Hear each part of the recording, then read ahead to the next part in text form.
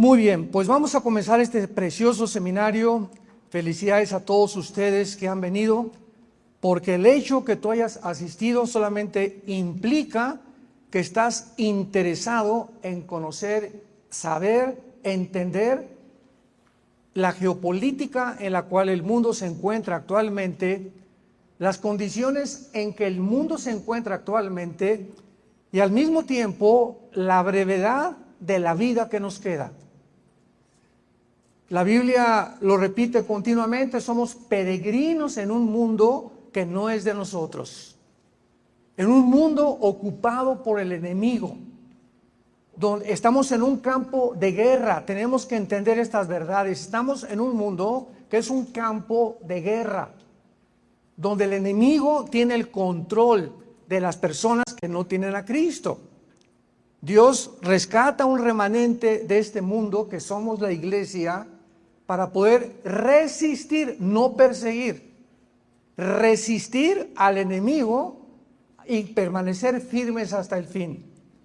Y Jesucristo lo dice claramente: si estás edificado sobre la roca, que es Jesús, vas a poder aguantar, vas a llegar con una serenidad, una paz, una seguridad, una esperanza hasta el día de tu muerte, porque nunca dejaste de confiar en la palabra de Dios. Antes de que abramos nuestra Biblia en el libro de Ezequiel, capítulo 38 y 39, que vamos con estos pasajes a iniciar este seminario de profecías bíblicas, les doy algunos datos que me gustaría que los apuntaras, que son importantísimos. Estos datos que te voy a compartir es la importancia que tienen las profecías bíblicas. Dentro de la teología se llama escatología, que es la rama de la teología que estudia las cosas que vienen, el futuro. Vamos a Apocalipsis, por ejemplo, rápidamente, y dice las cosas que han de suceder. Y se nos revela en Apocalipsis que el Apocalipsis es futuro. Nada de las cosas del Apocalipsis del capítulo 4 o 5 en adelante han sucedido todavía. No han sucedido los sellos, ni las trompetas, ni las copas. El anticristo no ha hecho su aparición en el mundo, pero la señal más grande de que nos encontramos al borde del cumplimiento de las profecías finales es el regreso de Israel el 14 de mayo de 1948 a su tierra. Si Israel, escucha esto, si Israel no hubiera regresado, si los nazis hubieran terminado con el mundo judío, las profecías de los últimos tiempos relacionadas con la nación de Israel no se hubieran podido de cumplir. De una forma soberana, Dios usa la Primera Guerra Mundial para preparar el terreno al regreso de los judíos.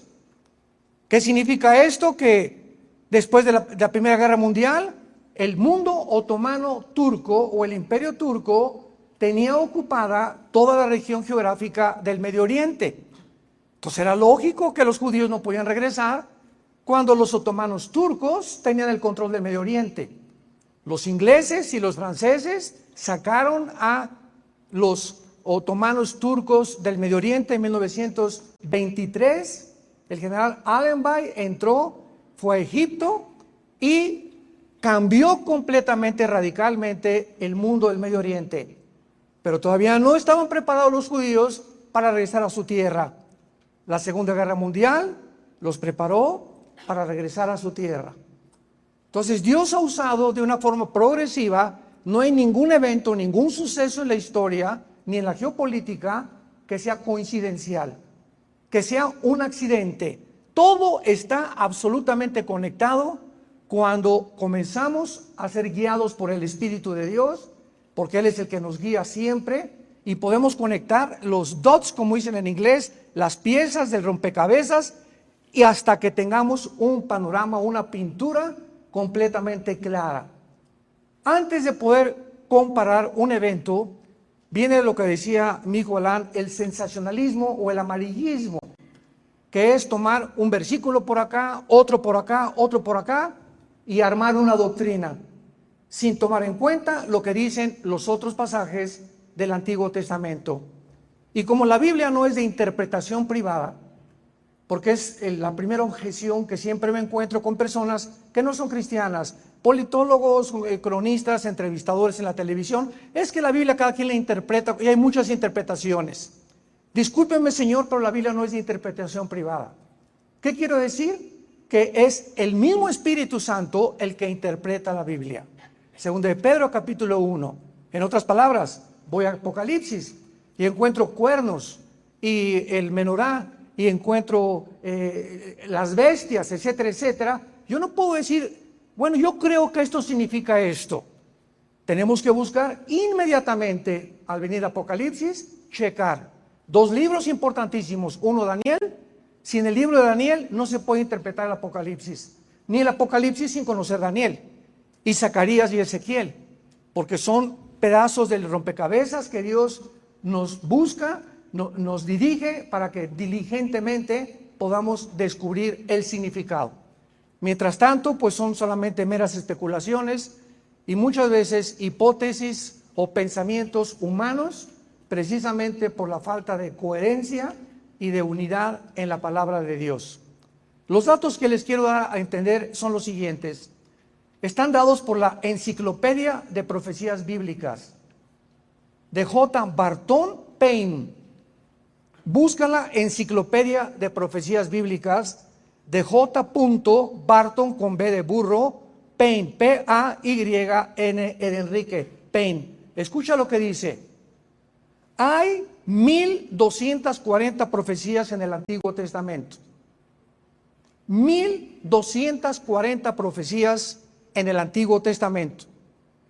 Y 578 en el Nuevo Testamento. O sea, un total que todos los 66 libros de la Biblia contienen 1817 profecías.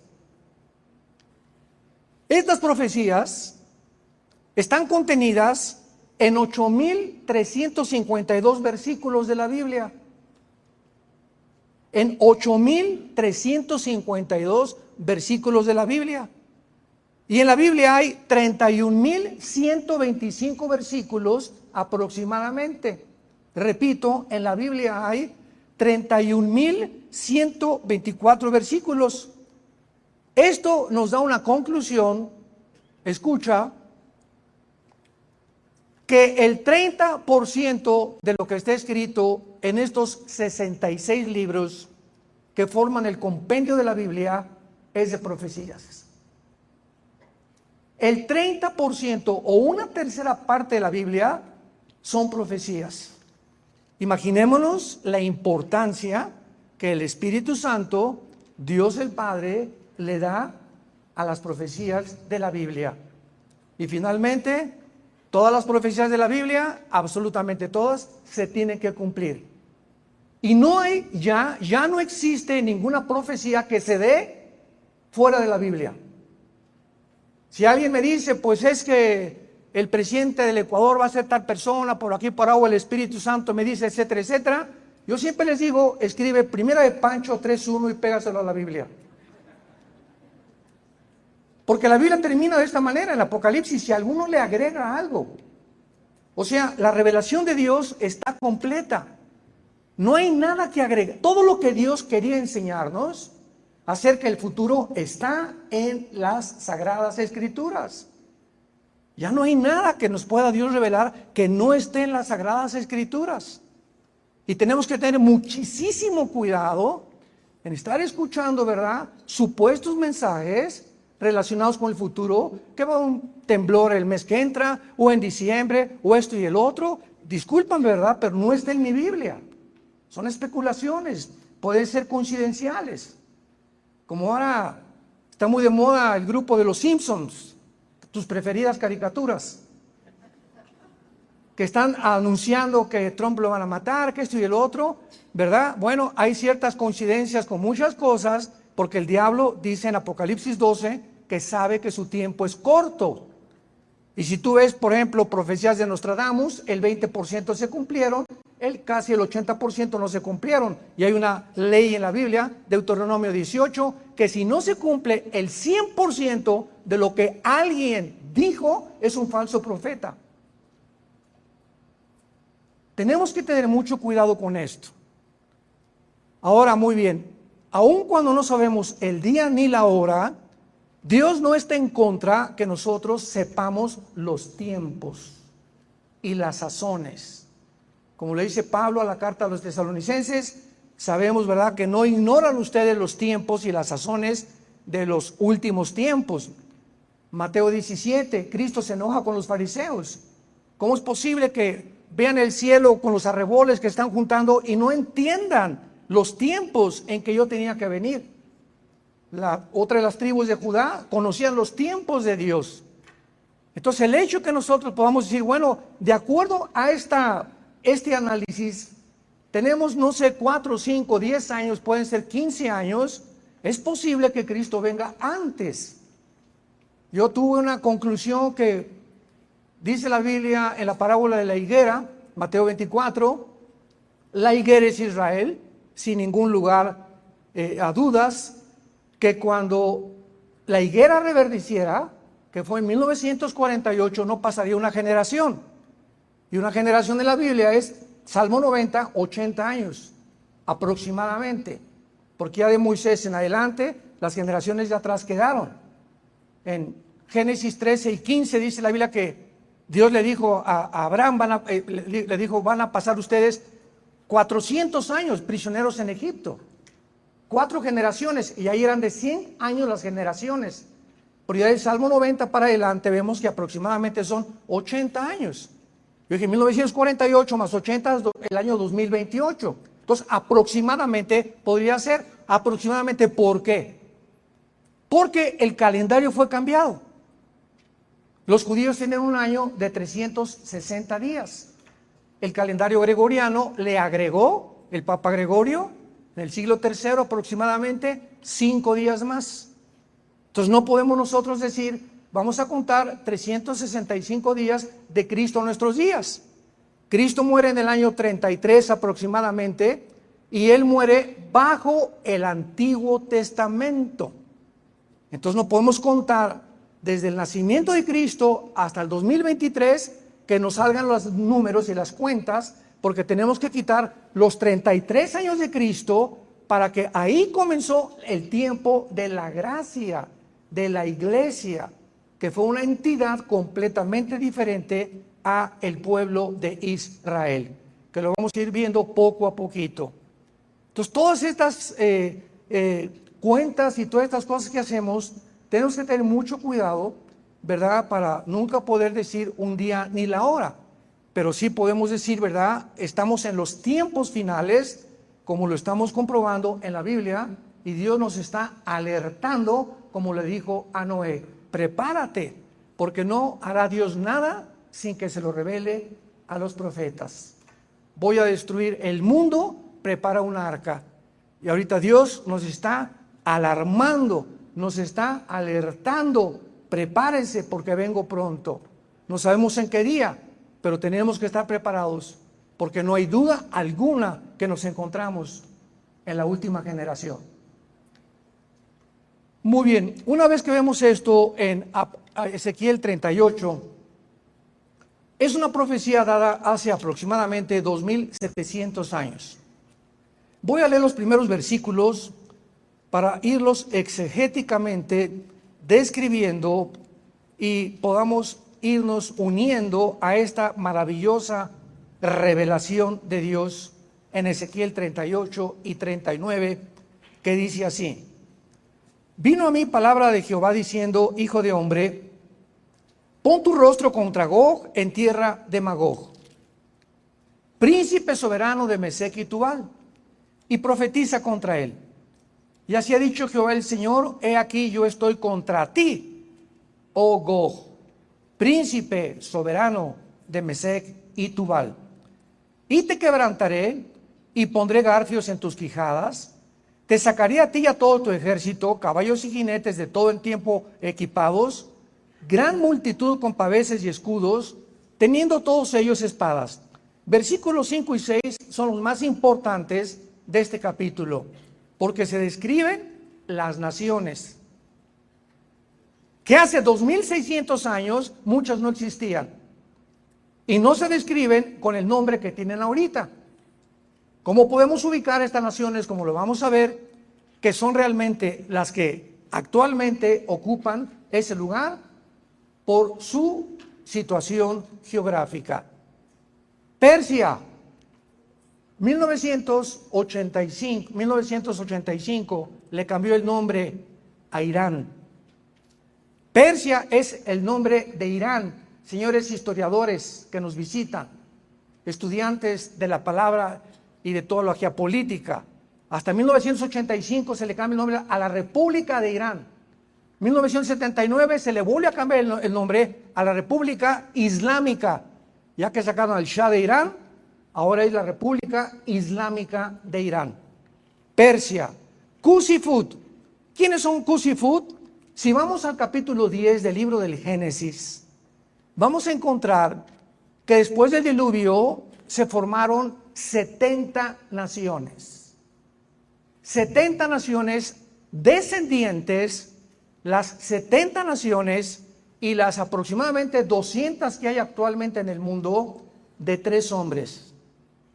Toda la raza humana está formada o desciende de 3 hombres, los 3 hijos de Noé, de Sem, de Cam y de Jafet.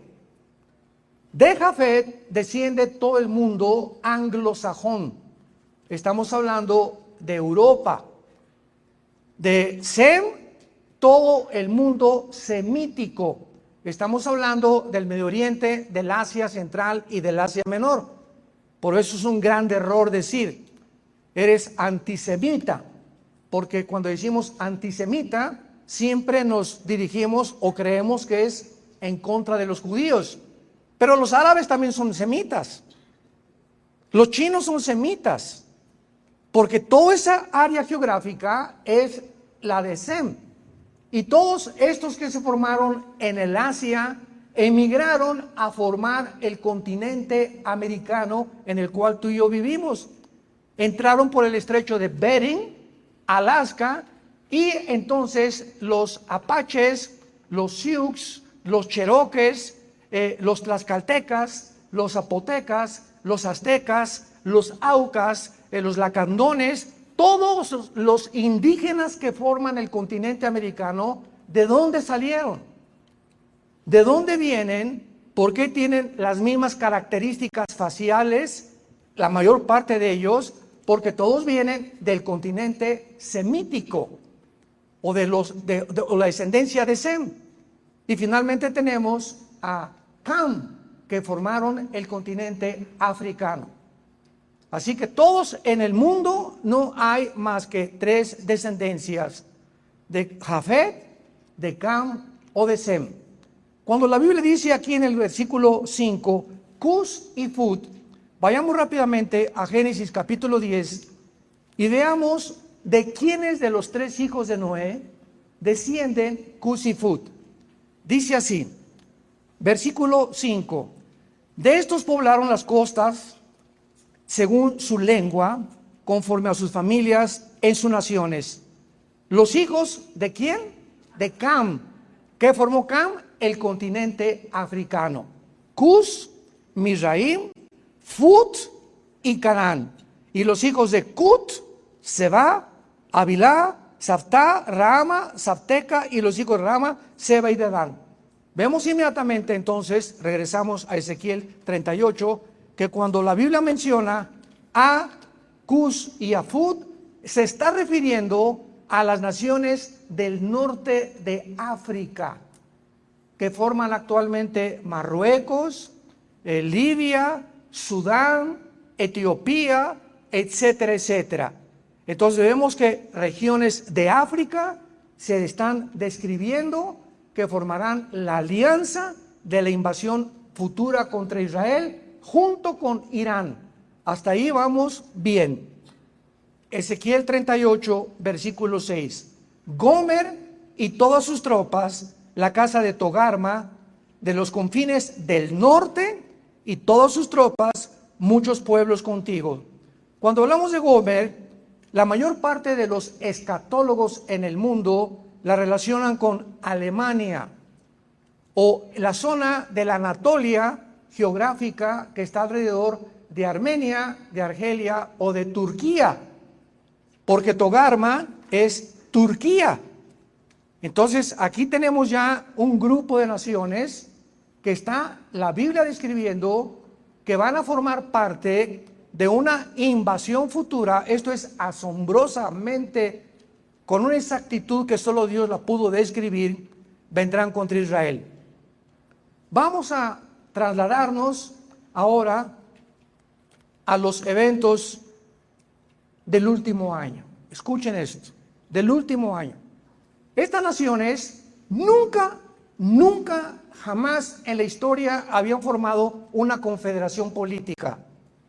Nunca había habido una alianza entre naciones, Rusia con África, Turquía, etcétera, etcétera. Sobre todo cuando se dice que viene Rusia contra Israel en los últimos tiempos y que se menciona a Turquía.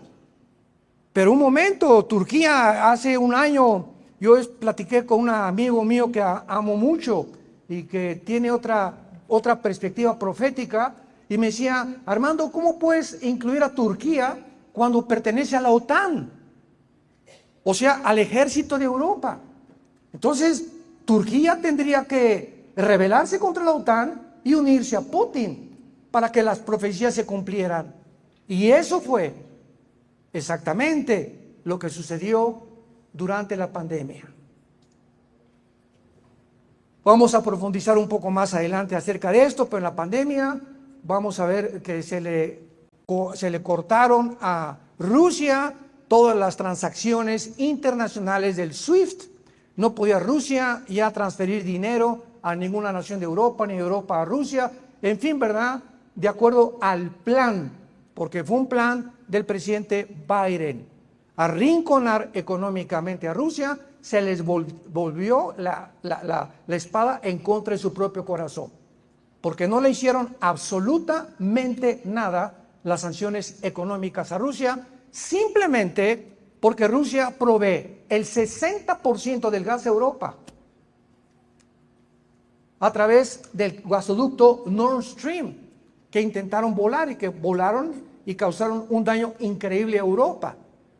Y si el 60% del gas viene de Europa a través de Alemania, y Alemania le surte a las demás naciones europeas el gas, por el amor de Dios, que cuando le dijeron: vamos a quitarte las transferencias bancarias y las económicas, Putin se rió. Absurdo completamente el plan del presidente de Estados Unidos, como han sido otras decisiones anteriores que han sido muy, pero muy fuera del sentido común y de la lógica más elemental. Pero vamos a ir más adelante a eso.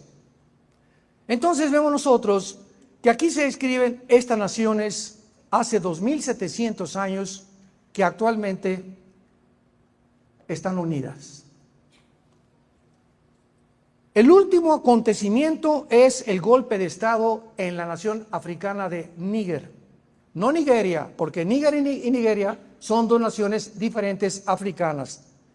No cabe duda que el presidente Vladimir Putin, les voy a dar toda esta información para que vayamos uniendo lo que está pasando en el mundo con la Biblia. O sea, los acontecimientos no forman la Biblia, sino que la Biblia nos revela lo que está pasando actualmente. Entonces no podemos tomar una guerra o un temblor y buscar lo que esté en la Biblia, porque no todo está en la Biblia. Tenemos que tomar la Biblia y ver qué cosa está en la Biblia que está sucediendo en el mundo actualmente, para que nuestros ojos estén puestos en Jesús y sepamos que antes de que sucedan, Jesucristo nos los dijo: se los digo para que cuando suceda recuerden que yo se los dije con anticipación. Yo soy Dios, el único Dios en el cielo, en la tierra y debajo de la tierra. Putin está determinado a moldear el futuro de la antigua Unión de Repúblicas Socialistas Soviéticas, conocidas como la Unión Soviética. antes de 1991. 1991, vimos un poco rápidamente ayer que Mikhail Gorbachev va con el Papa Juan Pablo II desde el Vaticano, usando la plataforma del Vaticano para lanzar un mensaje al mundo. El comunismo como ideología fracasó. Y Gorbachev dijo estas palabras, número 1, porque sacamos a Dios de la Unión Soviética, y número 2, porque nos aislamos del mundo capitalista. Ahora muy bien, Putin en el año 2000 entra como nuevo jefe de Estado en la actual Rusia, porque la antigua Unión Soviética se deshizo en 1991 en 15 repúblicas. O sea, casi el 30% del territorio.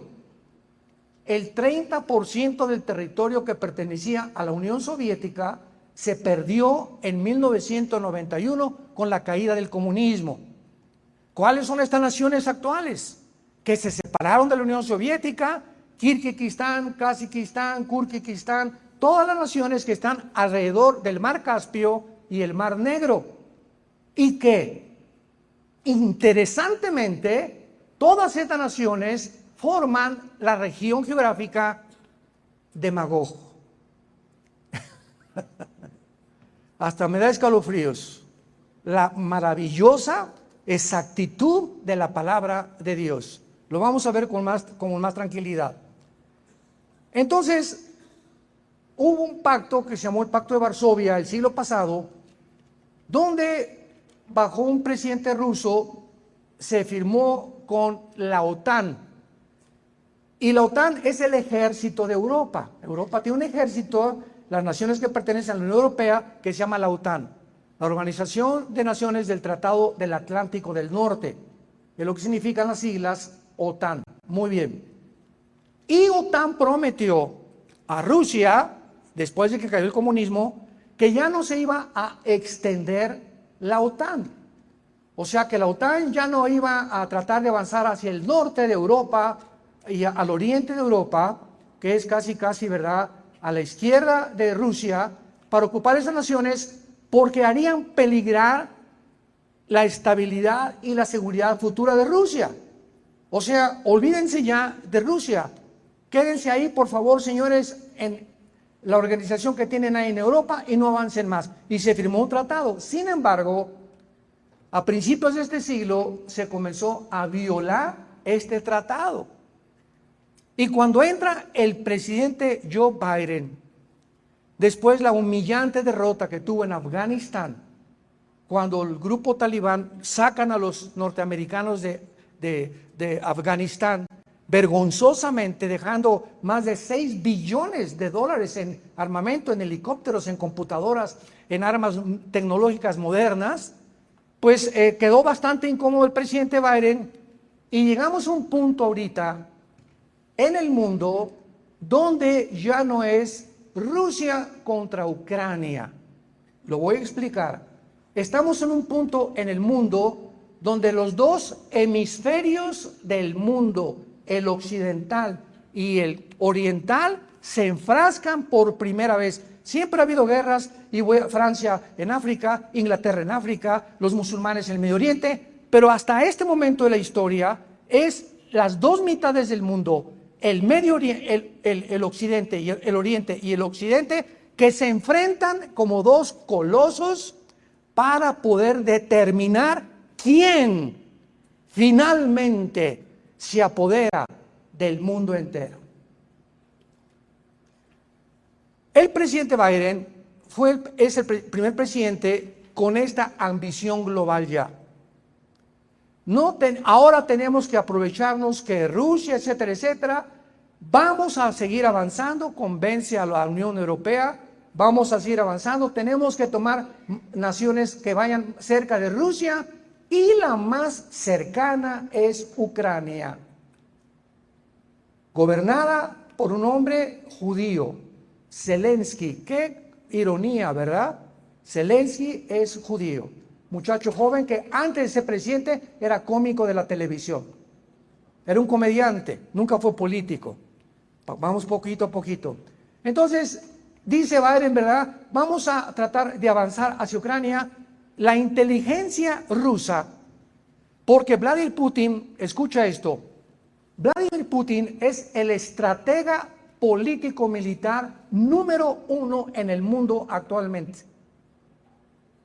Ni Inglaterra con Scotland Yard, ni Israel con el Mossad, ni Estados Unidos con la CIA y el FBI, los más grandes militares se comparan con la mente de Putin militarmente, estratégicamente, porque él fue el antiguo jefe y director de la KGB.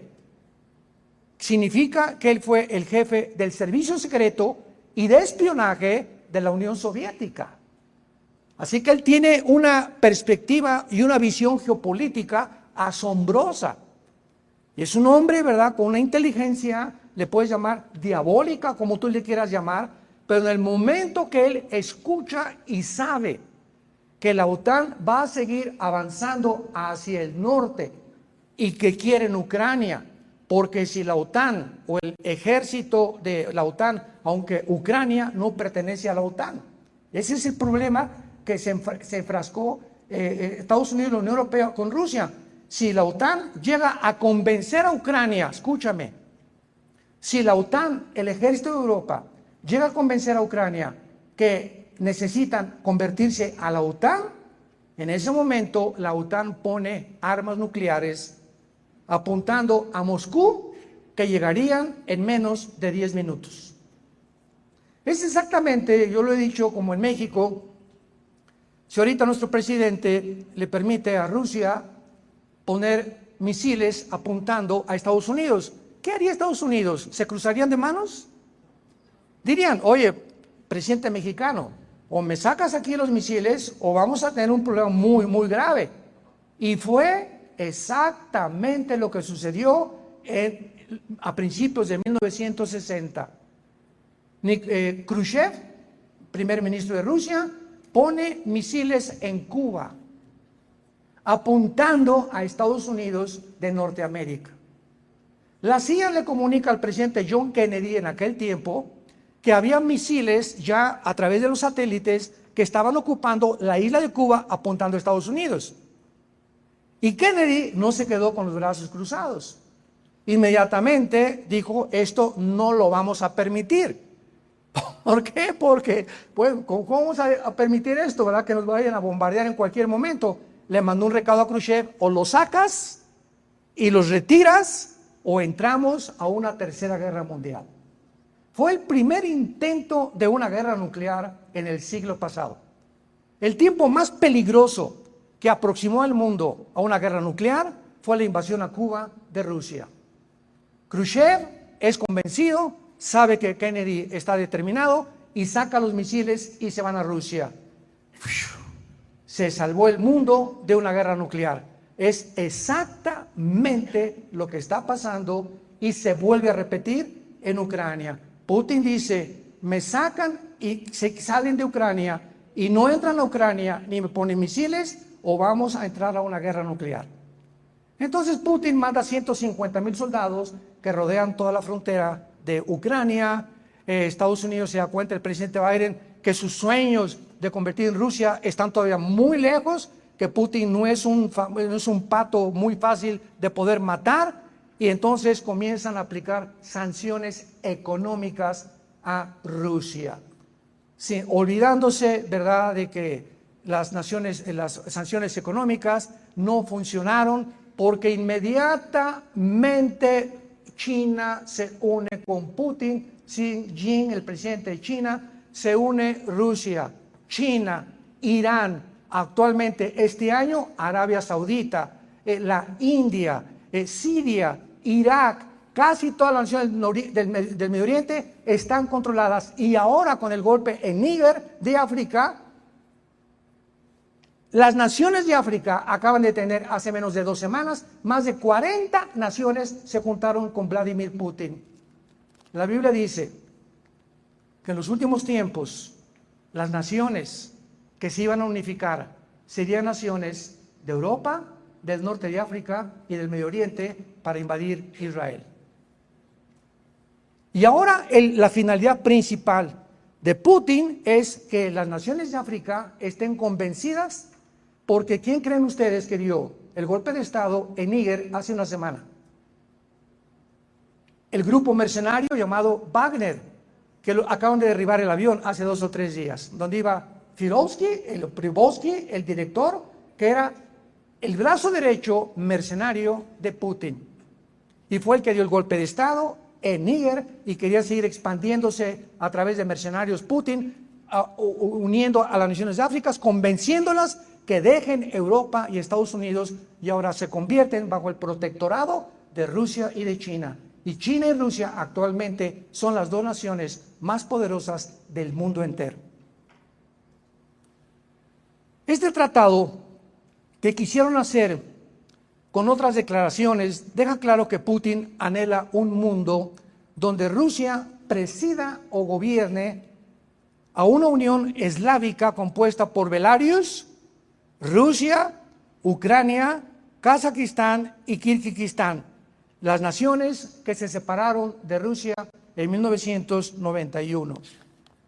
Y finalmente veamos algo muy cerca de la vida o del carácter o de la personalidad de Vladimir Putin. Porque Vladimir Putin quiere hacer de Ucrania realmente, y a Europa y al mundo, conformarse a la versión que él tiene, porque Putin anhela volver a recuperar el 30% del territorio que perdió la Unión Soviética con el comunismo, y que todas estas repúblicas, Kirguistán, Kazajistán, Kuzbekistán, Afganistán, etcétera, etcétera, se vuelvan a unir a Rusia, incluyendo Ucrania. Y cuando Putin estuvo en Ucrania, recuerdo que tuve un debate con un politólogo que me dijo, no es imposible, Putin no va a invadir Ucrania, no puede hacer esto, no sabe con quién está enfrentando. Y lo dijimos nosotros, no basado en nuestras especulaciones, ni en nuestra visión geopolítica. Le dije, la Biblia dice que Putin no se va a salir de Ucrania. A ver, ¿dónde está eso en la Biblia? Ucrania pertenece a la zona de los magogitas. Gog en tierra de Magog. ¿Quién es la región geográfica de Magog? Todas las repúblicas se separaron de Rusia, incluyendo Lituania, Estonia, incluyendo las que están junto al Mar Negro y al Mar Caspio. Y muchas de esas también posiblemente sean Finlandia, Suecia y las que se encuentran junto, que es Noruega. Entonces, sabíamos nosotros como cristianos, y lo dije, Putin no lo saca de Ucrania. Y finalmente, otro ejemplo, para que tengan ustedes una mejor comprensión, Israel. En 1967, la Guerra de los 6 días, Israel gana la guerra a 5 naciones árabes. Israel entra a la península del Sinaí, conquista la Franja de Gaza, el Banco Oriental, e Israel conquista las colinas del Golán, que están al norte de Israel, junto al mar de Galilea casi, y es la frontera con la nación más grandemente enemiga, junto con Irán, de Israel. En 1967, en la Guerra de los 6 días, las Naciones Unidas le dijeron a Israel, sálganse de la península del Sinaí. Se salieron. Les permitimos que se queden con la Franja de Gaza, que es donde están los palestinos ahorita, y la Franja Oriental. Y sálganse de las colinas del Golán. Y entonces el general Moshe Dayan, que fue el jefe militar en la guerra del 67, que fue una guerra sobrenatural, dio esta orden: nunca, jamás nos saldremos de las colinas del Golán, porque es la frontera con Israel. Y si cedemos estratégicamente y militarmente a este punto, donde si las colinas del Golán son dominadas por Siria, no tenemos protección futura para nuestra autodestrucción. Entonces, hasta este momento, las colinas del Golán están vigiladas por el ejército de Israel. No pueden permitir que en la frontera tengan un enemigo. Rusia no podía permitir en su frontera que la OTAN pusiera armas nucleares.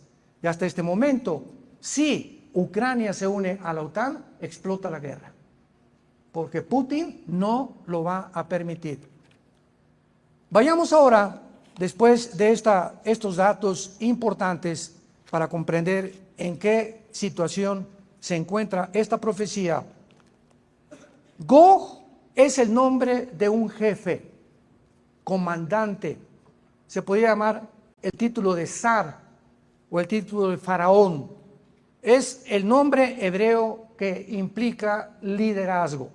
Entonces, Gog se le da el nombre al líder de esta alianza o de esta invasión. Gog tendrá varias naciones, como estamos viendo, y poblados aliados a esta nación, como va a ser Israel, Irán, apúntalo, Turquía, Etiopía, Sudán, Libia, Somalia, Algeria y Marruecos. Cuando vino la pandemia, estas naciones africanas dependían del grano, del trigo y del gas, y lo tiene Rusia. Entonces comenzaron las naciones africanas a orillarse y alejarse del protectorado supuestamente de Estados Unidos y de la OTAN. Y la personalidad de la actual administración norteamericana bajo el gobierno o la administración de los demócratas se cayó en Europa, porque Europa descubrió también por primera vez desde la Segunda Guerra Mundial que ya no pueden seguir dependiendo de Estados Unidos. Que ya Estados Unidos tiene un frente, ahora China está a punto de invadir Taiwán. Escuchen esto. En Taiwán se fabrica el 65% de los chips del mundo entero. Los chips de los carros, los chips de las computadoras. El que se apodere de la isla de Taiwán pone al mundo de rodillas. Casi es como apoderarse del petróleo del Medio Oriente, de Irak, Arabia Saudita y Siria. Y si China entra a Taiwán, va Estados Unidos, va Europa, va la OTAN. Van a controlar el mundo de la tecnología, como ya lo están haciendo.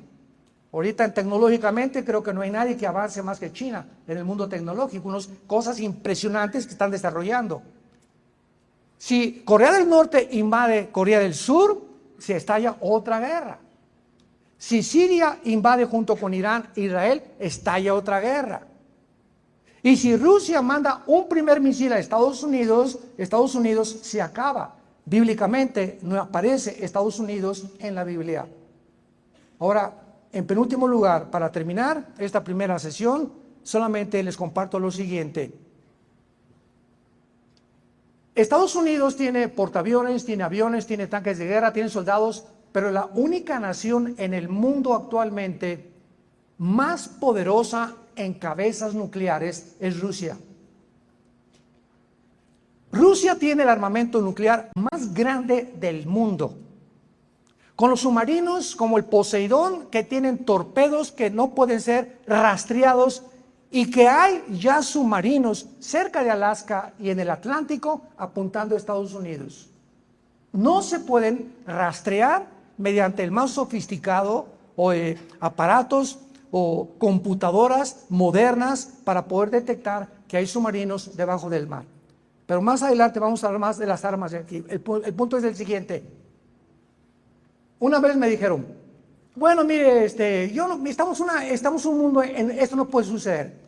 Porque si Rusia manda un misil a Estados Unidos y Estados Unidos le contesta, pues se van a acabar. ¿Y quién quiere ahorita autodestruirse? O sea, me decían, no creo que sean tan locos actualmente para que Rusia mande un misil y Estados Unidos y se acabe el mundo. Y le dije, es precisamente el mundo en que nos encontramos, un mundo de locos. Nunca había llegado a esta psicopatía el mundo, ni paranoia, ni esquizofrenia, ni sociopatía, como actualmente se encuentran los gobernantes que están al frente de estas naciones, una bola de psicópatas, de enfermos mentales, que no prevén ni les importa más que un solo objetivo: quiero ser dueño del mundo. Serán como dioses. El problema es el siguiente, para terminar. Escúcheme. Si Rusia manda un misil a Estados Unidos, primero, se adelanta a Estados Unidos. Estados Unidos tiene menos de 20 minutos el presidente de Estados Unidos tiene un portafolio con un maletín con computadoras que en cuanto le avisen al presidente que hay un misil, las estaciones satelitales, el presidente aprieta un botón en el maletín que trae y en ese momento la Marina, la Fuerza Aérea y los soldados en el área terrestre inmediatamente reaccionan sabiendo que ha entrado el país a una guerra mundial. Los submarinos inmediatamente norteamericanos se van a colocar en posición para ver mientras llega la comunicación de dónde viene el misil. Ahora bien, ese misil tarda menos de 20 minutos en llegar a Estados Unidos. Y bastarían 17 minutos nada más para que llegara el misil y cuando apretara el botón el presidente Biden ya estallaría el primer cabeza nuclear en la ciudad de Washington, la cabeza del Capitolio norteamericano. Así que en una guerra nuclear, Rusia lleva la ventaja de la velocidad y de la tecnología y de las armas nucleares. La pregunta es, ¿desaparecerá Estados Unidos por una guerra nuclear, por lo cual no aparece aquí en la Biblia? Puede ser. La segunda opción, el rapto de la iglesia, desaparecemos millones de personas, hay cantidad de senadores y gobernadores de Estados Unidos que son cristianos, vendría un caos económico, vendría una cosa que sacudiría de una forma emocional Estados Unidos. Y número 3, que pudieran perder claramente la economía y la superioridad que tuvieron desde la Segunda Guerra Mundial al tener el dólar como la moneda para comprar el petróleo. En estos días, en estas semanas, en este día que amanecemos, Rusia, China, Estados Unidos, Irán, Arabia Saudita están ya planeando comprar el petróleo en yuanes. En cuanto pierda su supremacía económica Estados Unidos y el mundo, junto con el BRICS, se van a unir ya casi más de 15, 20 naciones al BRICS, que es otro grupo de naciones que están hartos de Estados Unidos y que quieren otra supervisión. Si llega este grupo a ascender como lo están prometiendo, esta semana se reunieron, ayer lo vi, a más de 10 naciones o 15 quieren unirse al BRICS. Estados Unidos se hunde porque su deuda es de 33 trillones de dólares. Sería impagable, se hundiría económicamente. Así que por cualquiera de esas 3 opciones, Estados Unidos está condenado como todos los imperios, los egipcios, los asirios, los babilonios, medos persas, griegos, romanos. No ha habido un solo imperio en la historia que dure mucho tiempo. Estamos en un punto culminante, emocionante en la historia, donde todas estas cosas podemos venir a este libro maravilloso que es la Biblia y darnos cuenta que los cascos del Apocalipsis se escuchan en el cielo, que podemos ya gritar: Señor Jesús, ven pronto, tu iglesia te espera. Y el que tenga sed, que beba del agua de la vida. Hoy que Dios te lo ofrece gratuitamente, que te arrepientas de tus pecados y que vengas a la cruz. Padre, te damos gracias en esta mañana por tu palabra. Gracias, Señor, porque tenemos la palabra profética más segura que cualquier cosa que se pueda decir fuera de la Biblia en el mundo. Y haríamos bien en estar atentos a esta palabra como una luz, más bien como la única luz, porque no hay otra luz más grande que la que Jesucristo nos dejó revelada en las Sagradas Escrituras. Te damos gracias, Señor Jesús, porque fuiste crucificado, enterrado y resucitado a los 3 días para darnos la esperanza de volver a vivir, de saber que vamos de paso por este mundo, que quieres alertarnos en este mundo a despertar del sueño, porque nuestra salvación está cada vez más cerca. No sabemos el día y la hora, pero sabemos en nuestro espíritu que algo va a acontecer muy pronto en el mundo y que está relacionado con lo que tú revelaste hace 2000 años en tu santa palabra. Te bendecimos, Jesús, te amamos y sabemos que tú eres el único mediador, el único salvador, el único Dios entre el cielo y la tierra al que podemos seguir hasta el final de nuestra vida. Amén.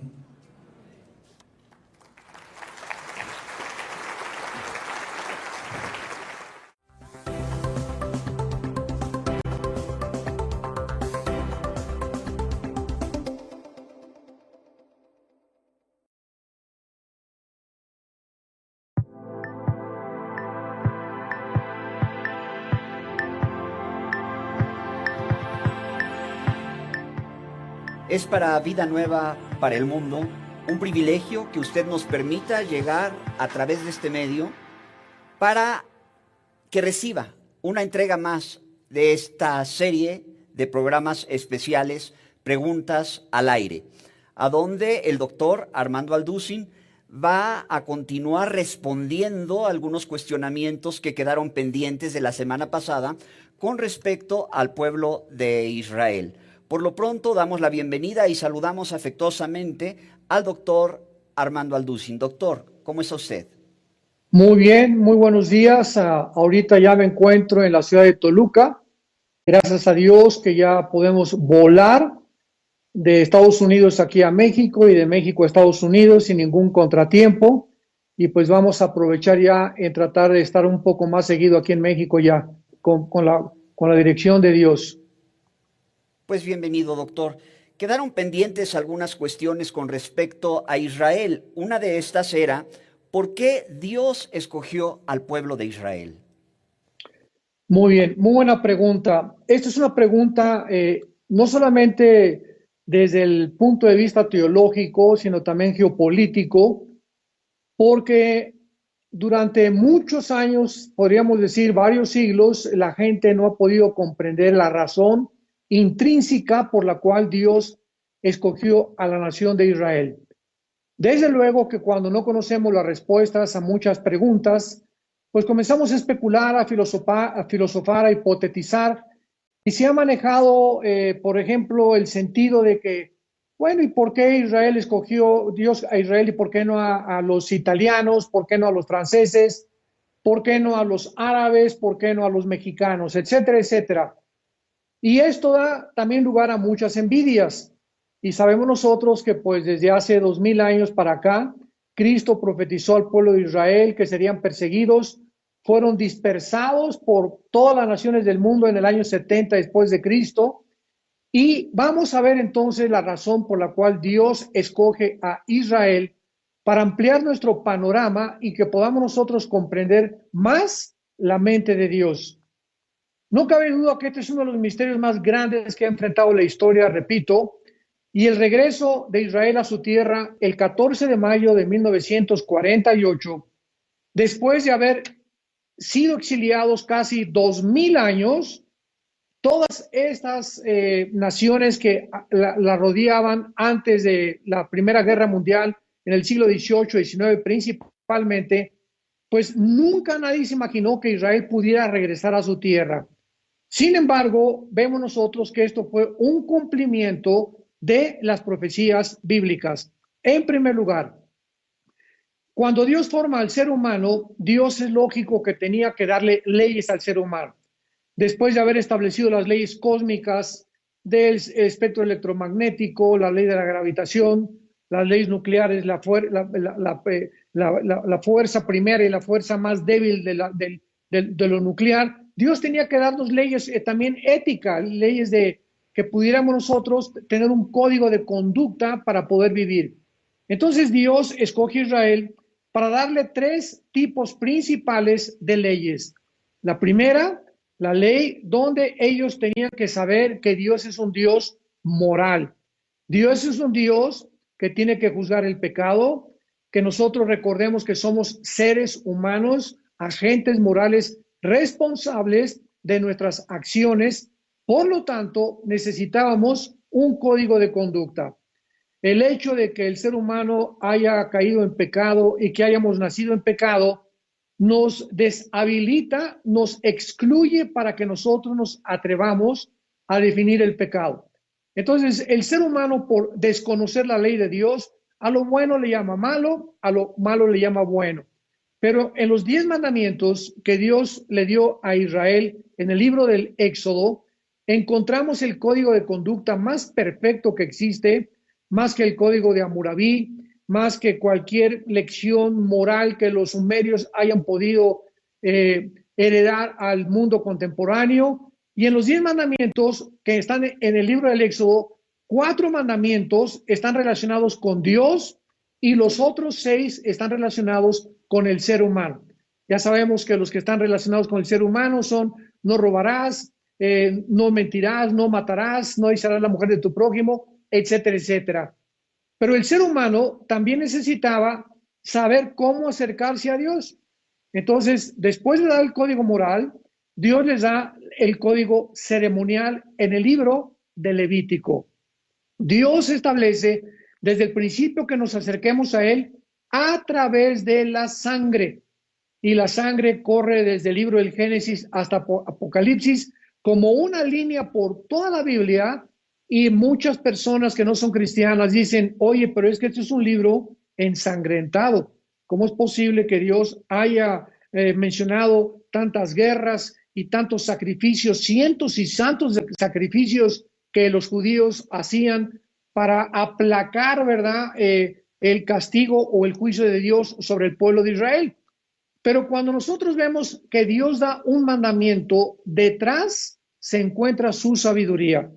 Entonces, detrás de todo aquello que Dios dio y que sigue dando, tenemos que buscar su sabiduría, porque Dios es un Dios perfecto, Dios es bueno, Dios es justo, Dios es misericordioso y Dios es santo, santo, santo.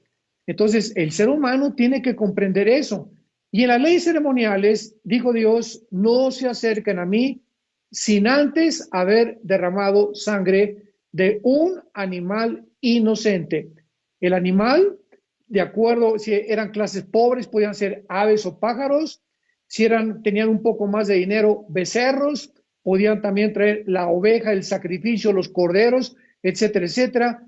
Y estos sacrificios eran un tipo de lo que vendría después, la persona de Jesucristo, donde en la cruz del Calvario, Él era la consumación de todos estos sacrificios que se hicieron en el Antiguo Testamento.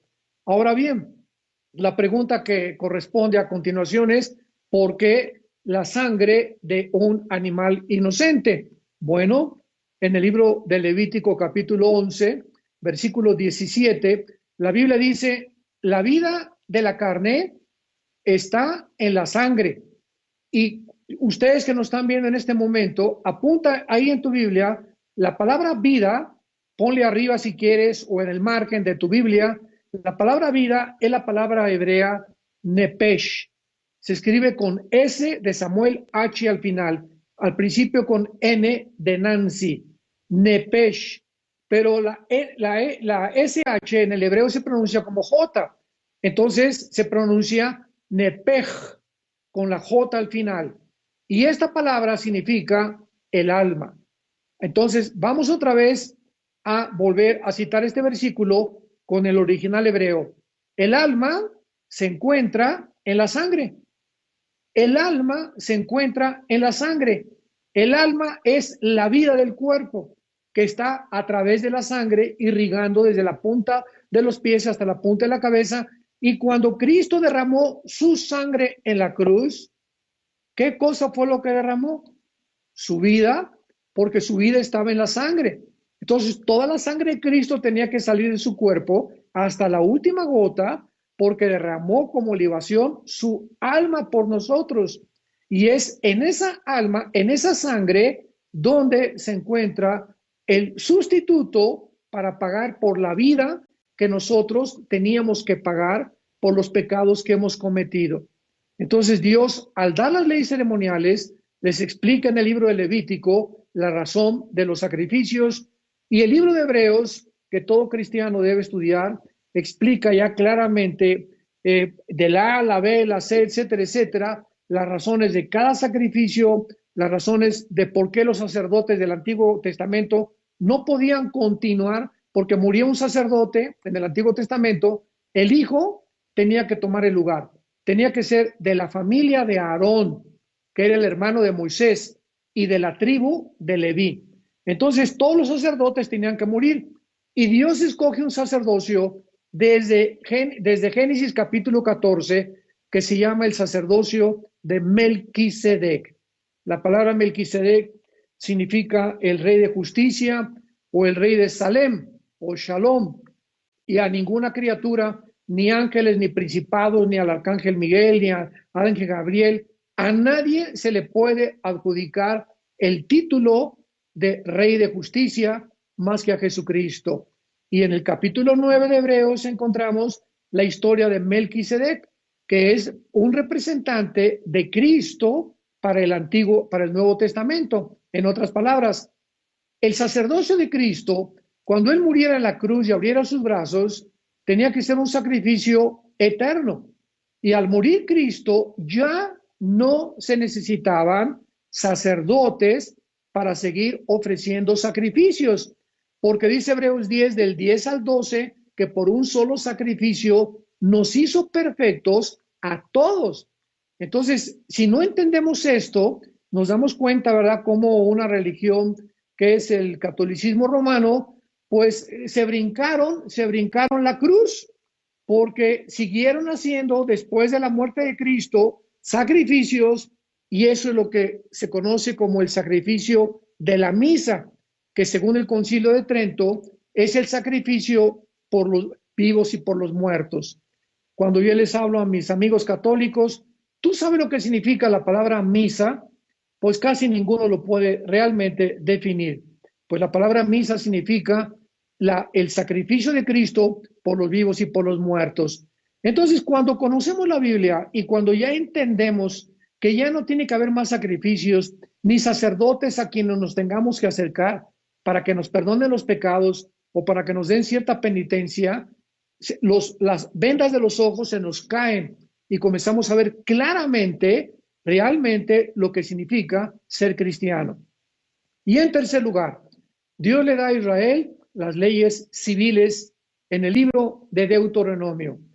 A mí me gusta mucho hablar con los abogados y preguntarles, ¿ustedes de dónde sacaron el concepto de un Senado, el poder legislativo, el poder ejecutivo, el poder judicial, etcétera, etcétera?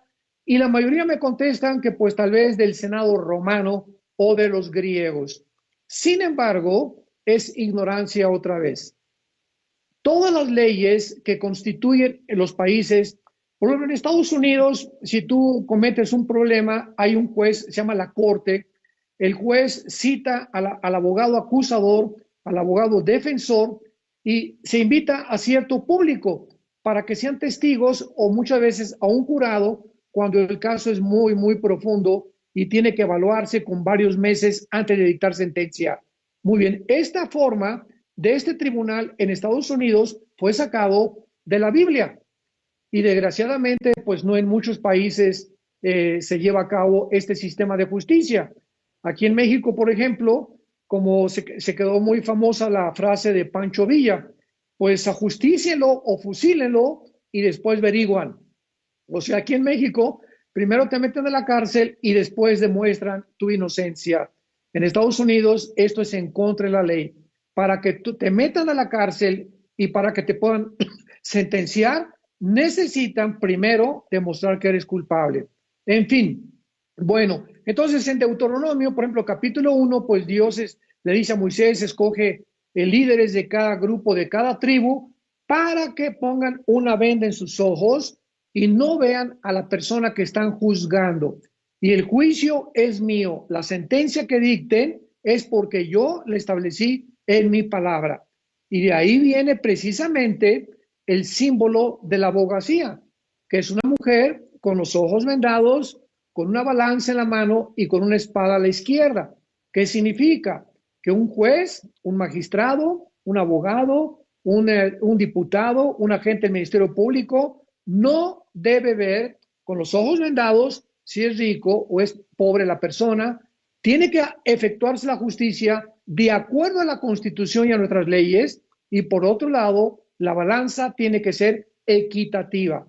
Esto es lo que significa la mujer con los ojos vendados, que representa la abogacía, y todo, damas y caballeros, proviene de la Biblia. Muy bien. Una vez que hemos visto por qué Dios escoge a una nación, tenía que escoger una nación para darle estas leyes. Si hubieran sido los mexicanos, los hondureños hubieran dicho, ¿y por qué no nosotros? Si hubieran dicho los españoles, ¿y por qué no nosotros? En fin, la cuestión es que Dios escoge una nación y en su soberanía le agradó escoger un grupo de personas que ocupan una región geográfica que abarca posiblemente el tamaño del estado de Nueva Jersey en Estados Unidos. un pequeñito grupo, punto geográfico, rodeado de 22 millones de naciones árabes, que son 4 o 5 veces más grandes que el Estado de Israel. Y vamos a ver más adelante por qué Dios hizo también eso. Entonces Dios escoge este punto geográfico y en cuarto lugar Dios escoge, aparte de darle estas 3 leyes, para que a través de los judíos viniera el Mesías, el Amashiach, que era el libertador que nos iba a sacar del pozo donde caímos, del pecado donde la raza humana se encuentra, de la confusión donde ahorita se encuentra la raza humana. Hoy en la mañana venía platicando con una persona y le venía diciendo, estamos en un mundo al revés, todo lo están haciendo al revés. La ciencia está enloquecida con un virus microscópico que los ha avergonzado, los ha humillado. Cada semana descubren algo nuevo, cada semana descubren que se equivocaron ahora con los ventiladores y que ahora los ventiladores estaban matando y ahogando a las personas porque nunca debieron haberlos usado. Bueno, ya no quiero seguir con este tema, ¿verdad? Pero estamos en un mundo al revés. En lugar de que se nos permite ir a la playa, que salgamos al oxígeno, ahorita que estoy aquí en la ciudad de Toluca, veo a mucha gente en las calles corriendo, haciendo ejercicio con la máscara. O sea, ¿qué es lo que están respirando? En lugar de que respiren oxígeno, cuando respiramos, inhalamos oxígeno y exhalamos del monóxido de carbono. Entonces, se están envenenando. O sea, tú traes la máscara y te la pones cuando la necesitas, pero por el amor de Dios, no vas a la playa a hacer ejercicio ni andas caminando con la máscara. En fin, ¿verdad? Es un mundo al revésado. Entonces, Dios trae a través de los judíos a Jesucristo para que cuando Jesucristo naciera y sea la única persona en la historia humana, es el único personaje en la historia humana de quien se puede trazar su genealogía desde Abraham y desde Adán. Si tú buscas, por ejemplo, quién fue tu tatarabuelo, ya no digamos el bisabuelo, sino el tatarabuelo o bisabuelo, etcétera, etcétera, pues no vas a llegar más lejos en tu árbol genealógico.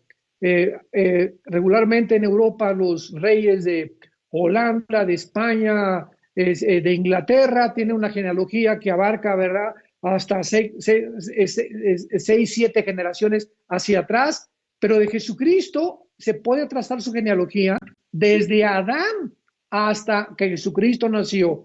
Y cuando Él nace, Él puede demostrar que realmente Él era el Mesías, porque descendía de la línea de Abraham, de Isaac, de Jacob, del rey David, de la tribu de Judá, porque tenía que ser de la tribu de Judá. De las 12 tribus que había, solamente Judá era la que Dios había escogido para que naciera el Mesías. Entonces, por eso Dios escogió a Israel. Y además, en último lugar, para darnos las sagradas escrituras. Ustedes saben que el hebreo es un lenguaje que cada letra tiene un símbolo numérico. Esto en la teología se llama la gematría. En otras palabras, el valor de cada letra en el hebreo, porque el hebreo no tiene vocales. Los puntitos que se ponen a veces en algunas palabras implica ya el sonido de una vocal, pero el hebreo no tiene originalmente vocales, pero sí tiene un número que representa cada letra, lo mismo que el griego. Entonces, los 2 idiomas en que la Biblia fue escrita, que fue el hebreo y fue el griego, los 2 idiomas, los 2 lenguajes tienen símbolos en cada letra. Y además, cada palabra en el hebreo tiene 4, 5, 6, 7 sinónimos, dependiendo del contexto donde se encuentre esa palabra. Esto es maravilloso. Por ejemplo, en español tenemos, más bien en el castellano, ¿verdad? Porque nuestro lenguaje que hablamos viene de Castilla, por eso se llama castellano.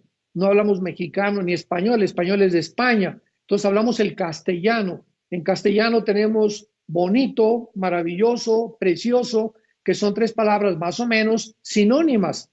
Y así cada idioma pues tiene sinónimos, palabras que se pueden usar dando el mismo significado. Pues en el hebreo nos gana a cualquier lenguaje que podamos compararlo, igual que el griego. Ahora bien, ahora que hemos visto todas estas razones por las cuales Dios escoge a Israel. Quiero terminar mostrándoles a ustedes el milagro más grande de la historia. Cuando Dios atravesó al pueblo de Israel por el Mar Rojo, les dijo después de que cruzando el Mar Rojo que mantuvieran un memorial y que se los recordaran a sus hijos, a los nietos, a los bisnietos, del poder tan grande que Dios hizo para sacarlos de Egipto a la tierra prometida. Muy bien. Sin embargo, en el profeta Jeremías menciona que vendría un milagro mucho, mucho más grande que el milagro del Mar Rojo, y lo encontramos en Jeremías capítulo 23, versículos 22 en adelante. Repito, vendría un versículo 7 y 8, Jeremías 23, versículos 7 y 8. Y dice así, pongamos atención, Jeremías 23, del 7 al 8. Por tanto, he aquí vienen días, Jeremías está profetizando que vendría en un futuro, pongamos atención, mucho ojo, dice Jehová en que no dirán más, vive Jehová que hizo subir a los hijos de Israel de la tierra de Egipto. O sea, va a venir, dijo Jeremías, un tiempo en el que lo que hizo Dios en el Mar Rojo ya no se va a recordar, ya no va a volverse a repetir.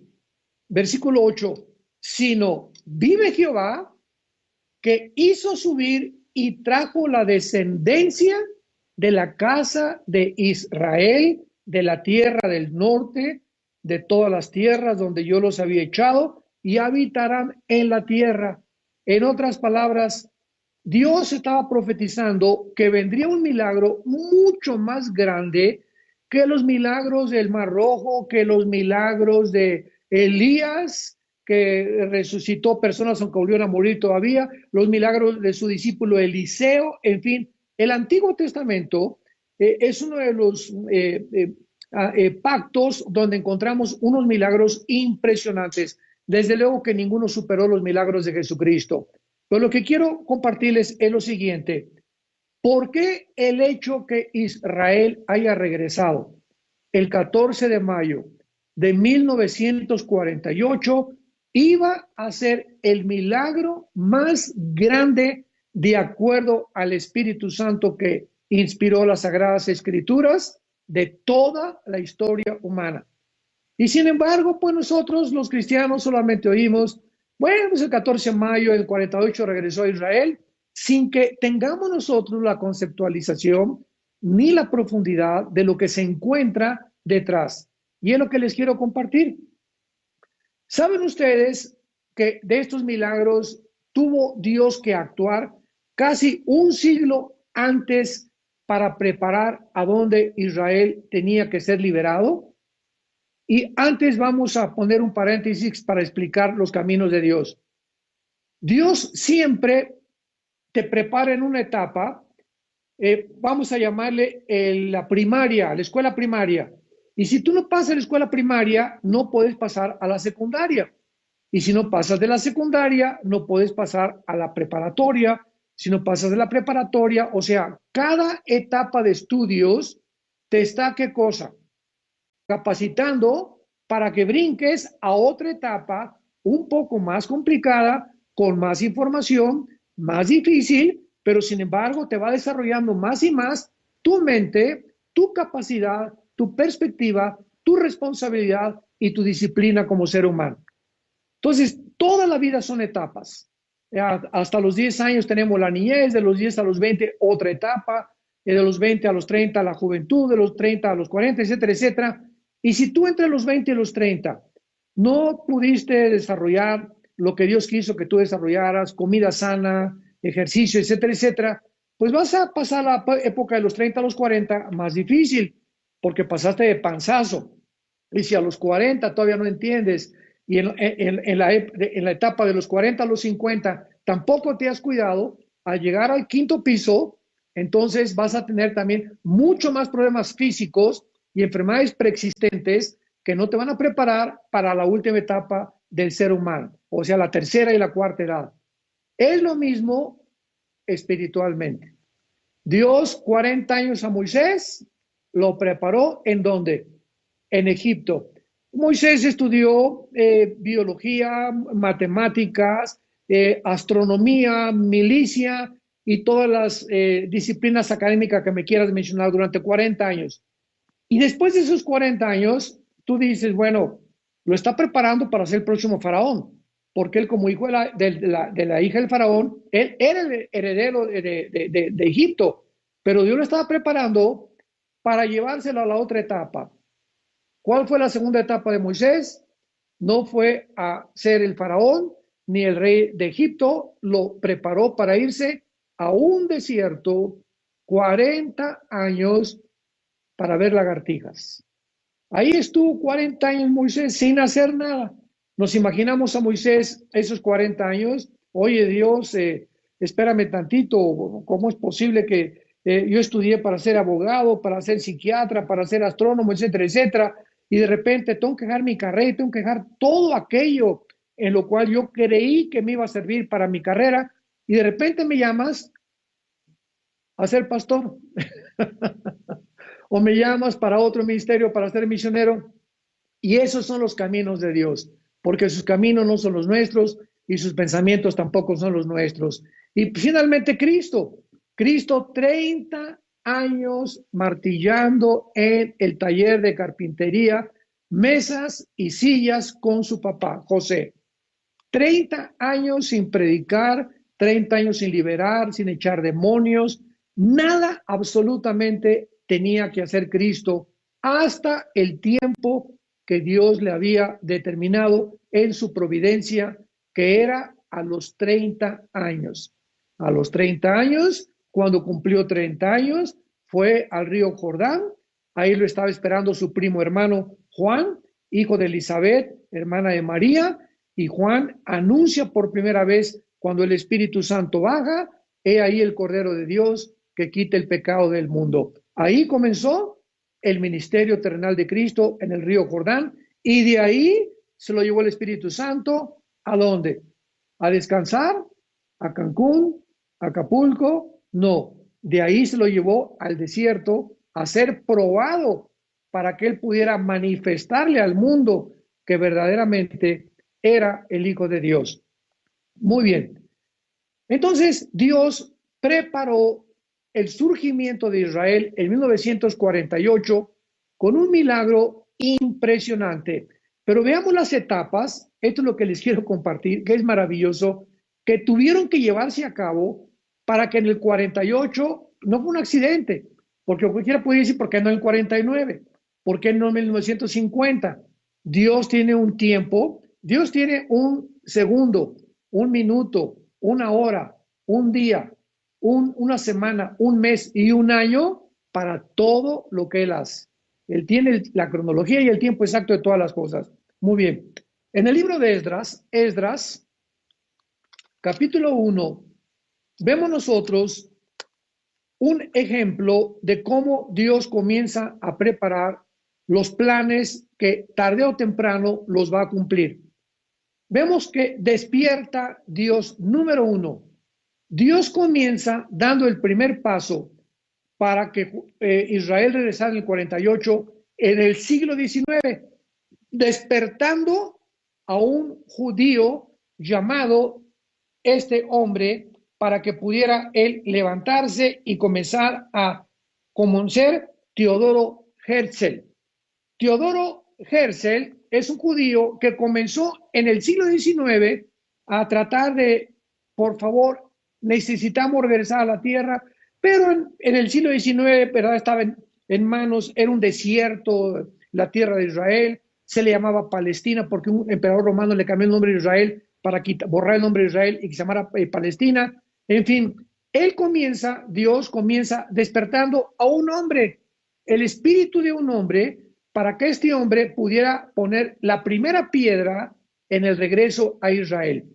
Y lo vemos en el libro de Esdras, capítulo 1, lo que hace Dios cuando Él prepara algo que nosotros vamos a completar. Dice el capítulo 1 de Esdras, versículo 1. En el primer año de Ciro, rey de Persia, para que se cumpliera la palabra de Jehová por boca de Jeremías, despertó Jehová el espíritu de Ciro, rey de Persia. Dios despierta el espíritu de un rey que no era cristiano. Dios es soberano y él le llama más tarde a Jeremías, que 130 años antes de que Ciro pudiera tomar el poder en Medo-Persia, que es actualmente Irán, ya Isaías había profetizado 100 años antes, inclusive el nombre de Ciro, para que se cumpliera la profecía. Entonces Dios despierta el nombre a Ciro, rey de Persia, el cual hizo pregonar para que por escrito que en todo el reino se le dijeran a todo el mundo que él ha manifestado y ha mandado que se le edifique casa en Jerusalén. Vemos pues este rey Ciro, que fue el que dio la orden, la primera orden, después la completó Artajerjes en el libro de Nehemías capítulo 2, pero Ciro es iluminado por Dios para que él dé la orden que comience a reconstruirse la casa de Israel. Pero aunado a eso, aquí está el rey, y en el versículo 5 de Esdras capítulo 1, vean ustedes lo que Dios hace ahora con los líderes de Israel, con su pueblo. Entonces se levantaron los jefes de las casas paternas de Judá y de Benjamín, los sacerdotes y los levitas, aquellos cuyo espíritu despertó Dios para subir a edificar la casa de Jehová, la cual está en Jerusalén. ¿Qué es lo que vemos delante de nosotros? Que cuando Dios trabaja o quiere Dios trabajar, hacer algo con su pueblo, Dios tiene que trabajar con los gobiernos también. Entonces, los gobiernos que son los líderes y los que más influencia tienen sobre la gente, son por lo cual se nos manda orar por ellos. Dios despierta a un gobernante y al mismo tiempo el mismo deseo y voluntad lo pone en los líderes espirituales de Israel. Esto fue lo que hizo Dios con Teodoro Herzl, que despertó su espíritu, y entonces hasta 1923 nos brincamos, ¿verdad? Casi 40, 50 años de Teodoro Herzl al siglo XX, donde Dios comienza a despertar el espíritu de los ingleses, y entonces los ingleses le ganan al Imperio Otomano turco, que habían casi dominado el mundo por 450, 500 años, y si no hubieran los ingleses conquistado a los otomanos turcos en 1923, Israel no hubiera podido regresar, porque el Medio Oriente estaba en manos de los musulmanes, del Imperio Otomano. Entonces Dios primero, vamos por orden, despierta a un hombre, pone en su espíritu el deseo de reconstruir. Pasan casi 40, 50 años, Dios da el segundo paso, Dios despierta a un gobierno, a los ingleses, para que conquisten a los otomanos turcos y los saquen de Israel, y después Dios hace resurgir los estados árabes. O sea, desde 1517, que el Imperio Otomano turco estuvo casi gobernando parte de Europa y del Medio Oriente, hasta 1917 el Medio Oriente estaba bajo el Imperio Otomano. Y llegan los ingleses y entonces pasa algo maravilloso que vemos en el libro de Jeremías, capítulo 12, donde hay una profecía de que cuando Dios levantara a Israel en el 48, alrededor de Israel surgirían los estados árabes que actualmente forman la geografía del Medio Oriente. En otras palabras, antes de 1925 no existía el Medio Oriente como lo encontramos ahora. No existía la frontera entre Siria y entre Irak, no existía la frontera con Jordania, ni con Egipto, ni con el Líbano, ni con todas las naciones que están alrededor de Israel.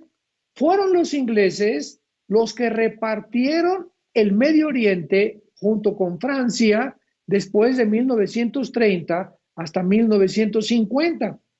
Por ejemplo, nada más síganme con mucho cuidado, Afganistán obtiene su independencia hasta 1919. Egipto, 1922.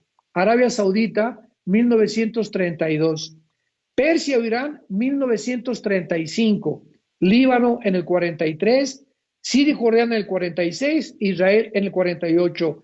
En menos de 30 años, el siglo XX, vemos nosotros, estas naciones se independizaron y formaron las naciones que actualmente forman el Medio Oriente.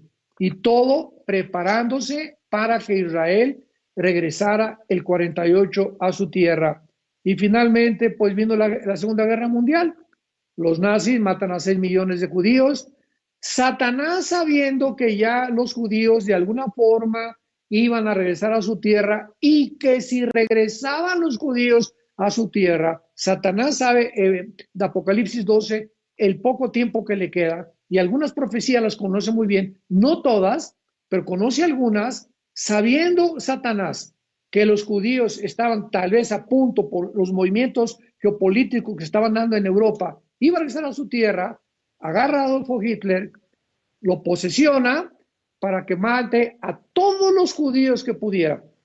Y actualmente los sociólogos y los psicólogos y los psiquiatras nunca han podido entender por qué Hitler deja a Inglaterra y a Estados Unidos, a Canadá y a Japón, que eran sus enemigos, y se vuelve en contra de los judíos, sin que en ese tiempo los judíos en la Segunda Guerra Mundial no tenían ejército, no tenían armas, no tenían tierra, no tenían nada. ¿Por qué Hitler, ahora sí que con un odio diabólico, él se propuso darle nombre a la solución final para exterminar a los judíos?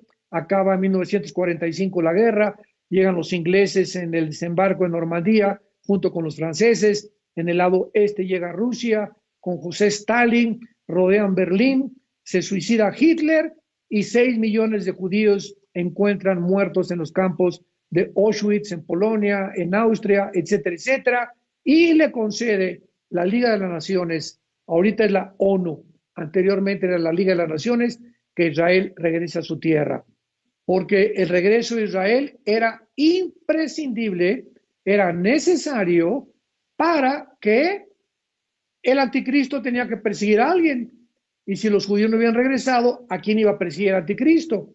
Si van a reconstruir el templo de los judíos, era lógico que los judíos se encontraran en su tierra. Si los 144,000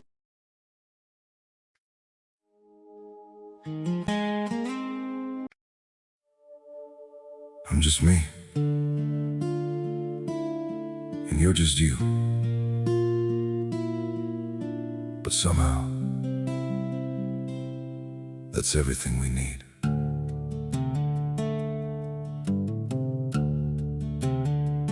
I don't have a perfect story, no shining crown to wear, just a heart that keeps on choosing you in every prayer. You're not made of fairy tales, you're not some distant dream, just the one who feels like home in ways I can't explain.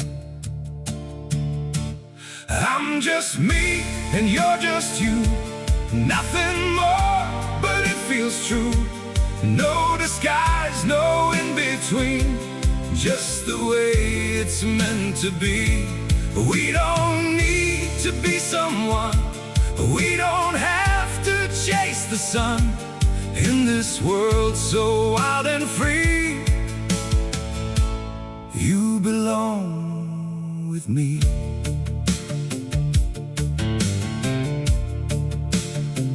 We're not written like a story people talk about for years, but in every quiet moment, you're the one I feel so near. I'm just me and you're just you, nothing more, but it feels true. No disguise, no in between, just the way it's meant to be. We don't need to be someone, we don't have to chase the sun, in this world so wild and free. You belong with me. not perfect, maybe we don't shine, but if you stay beside me, then everything is right. I'm just me and you're just you, still somehow we make it through. Every road and every sea leads you back to me. We don't need the stars above, we already have enough. Simple hearts, one destiny. You're the one for me.